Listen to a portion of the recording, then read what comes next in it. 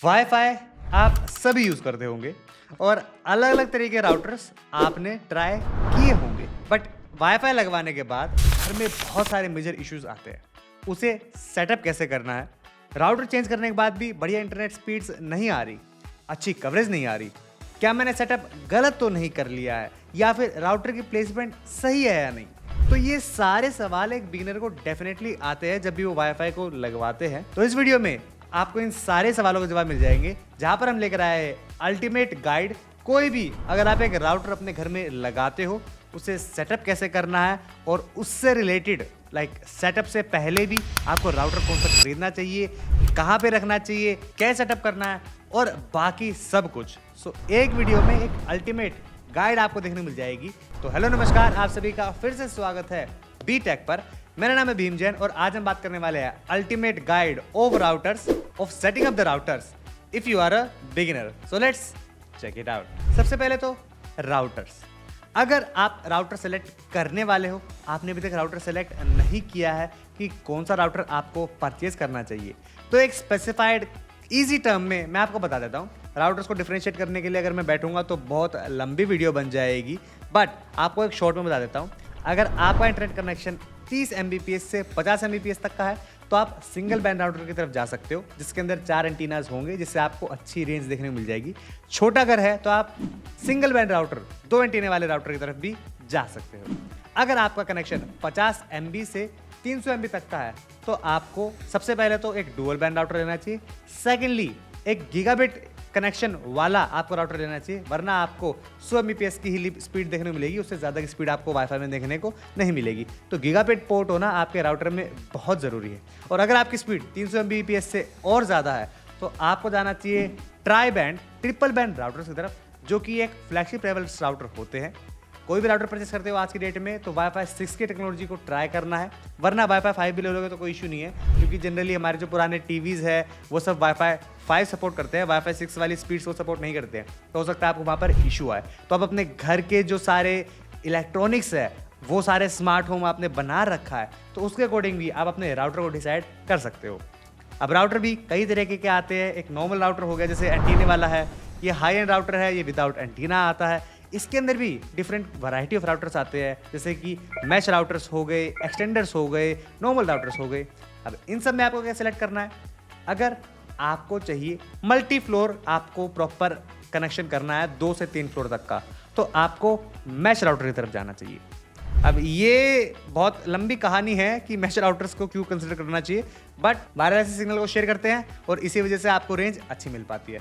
1 floor की बात है तो आप एक नॉर्मल किसी वाईफाई 6 या वाईफाई 5 वाले राउटर की तरफ जा सकते हो, जिसके अंदर आपको डुअल बैंड कनेक्शन और गीगाबिट पोर्ट देखने को मिल जाता है। तो इस क्विक टिप की मदद से आप आसानी से एक राउटर को सिलेक्ट कर सकते हो।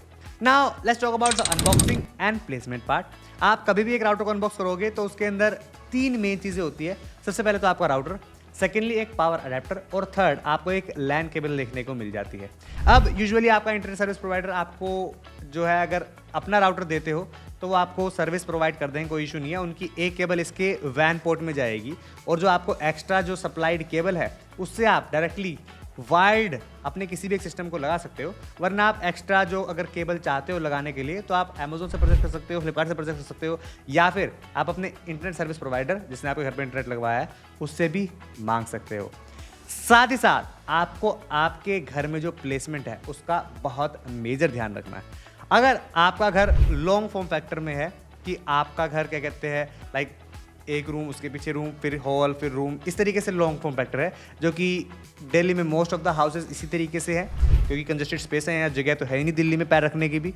तो अगर इस तरीके का हाउस है तो आपको ट्राई करना है घर के अंदर सबसे मिडिल वाले रूम में रखने का, ताकि आपकी कवरेज इधर से भी प्रॉपर आपको मिल पाए और इधर से भी आपको प्रॉपर मिल जाए। तो घर के हमेशा मिडिल में आप अपने राउटर को प्लेस करोगे तो पूरे घर में एक अच्छे फ्लोर पर अच्छी कवरेज आपको देखने को मिल जाएगी।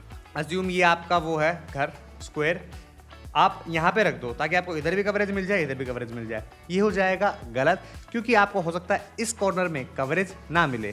तो to get the most from the router, आपको घर के बिल्कुल बीचों बीच राउटर को प्लेस करना है, ताकि हर जगह प्रॉपर स्प्रेड होकर आपको अच्छी कवरेज मिल सके। इस बात का ज़रूर ध्यान रखना है। साथ ही साथ एक बात का और ध्यान रखना है, अगर कोई वॉल बहुत मोटी है उसके पास राउटर को ना रखें, क्योंकि मोटी वॉल होगी वो पूरा सिग्नल वहीं पर ब्लॉक कर देगी। बहुत सारे मेटल ऑब्जेक्ट्स के पास आपको अपने राउटर को नहीं रखना है। थर्डली, माइक्रोवेव जैसे माइक्रोवेव अवन हो गया या इस टाइप की कुछ चीज़ें होगी वहाँ पर आपको नहीं रखना है। तो ये 2-3 चीज़ों का आपको ध्यान रखना है।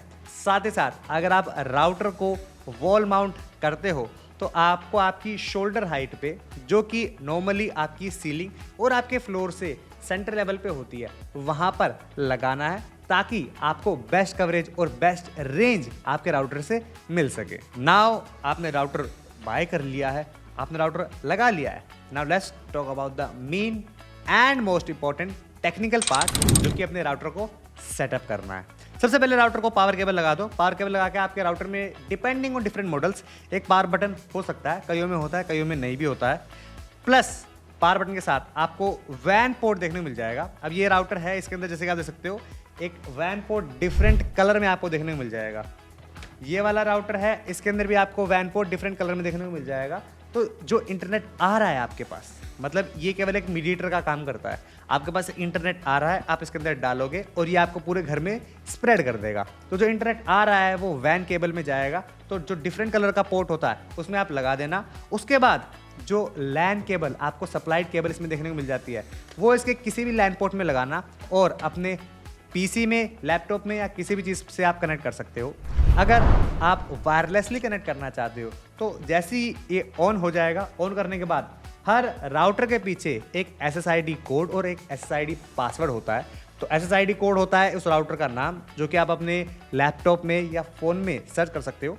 प्रेफर्ड हमेशा लैपटॉप ही रहता है, क्योंकि एक डेस्कटॉप पे आपको प्रॉपर आइडिया लगता है कि राउटर को सेटअप कैसे करना है, ऊपर से दिखता भी सब कुछ है। फ़ोन में उतना इजी नहीं होता, आपको थोड़ी सी मुश्किल आ सकती है। तो हर राउटर के पीछे होता है, तो आप उसे डालकर अपने वाईफाई से कनेक्ट कर सकते हो और मूव ऑन कर सकते हो हमारी सेटअप प्रोसेस की तरफ। तो सेटअप करने के लिए आपको कोई भी एक इंटरनेट ब्राउज़र खोलना है, वहाँ पर आपको टाइप करना है 192.168.0.1। जी हाँ, ये एक यूनिवर्सल कोड है एक तरीके से आपको राउटर सेटअप करने का। हो सकता है कोई दूसरी राउटर ब्रांड है तो उसका 192.168.1.1 हो, but most of the routers का सेम रहता है। तो अगर आपका सेम नहीं भी होगा और वाईफाई से कनेक्टेड हो तो वो ऑटोमेटिकली आपको एक पॉपअप दिखा देगा कि आपको नेविगेट करना है राउटर पेज की तरफ, ताकि आप राउटर को सेटअप कर पाओ। उसके बाद आपको आपकी स्क्रीन पर जो डिफ़ॉल्ट यूज़र नेम और पासवर्ड है उसको चेंज कर लेना है, जो कि इस राउटर के पीछे नाम था, ताकि कोई भी राउटर उठा के उसका आईडी और पासवर्ड ना देख सके। सबसे पहले आपको एक अकाउंट बनाना होता है, जनरली यूज़र नेम पासवर्ड वो डाल देना। उसके बाद जो वाईफाई का यूज़र नेम पासवर्ड दिखेगा वो डाल देना।